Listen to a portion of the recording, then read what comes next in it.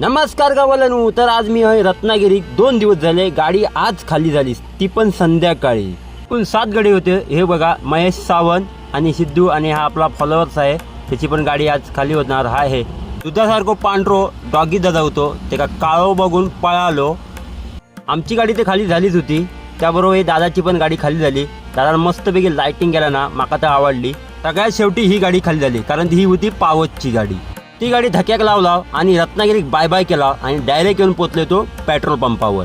Petrol पंपावर diesel आम्ही check केला तर बरोबर 6 अंगा डिझेल होता. तर म्हटलं आरामात आपली गाडी चिपळूण परत जातली. मधी चांगले पॅच आणि मध्ये खड्डे अशा महामार्गावर मी चालत होते, पण ही गाडीचा काय माका काय समजलाच नाही. तुमका काय समजला असेल ते कमेंट करून नक्की सांगा. ह्या गाडीक बघितलंय आणि डायरेक्ट येऊन पोचलोय तो द्वारका हॉटेलला. बरोबर 1 दिवसान मी केलंय आंघोळ. झापूक झुपूक आंघोळ तर माझी झाली, आता लागली भूक.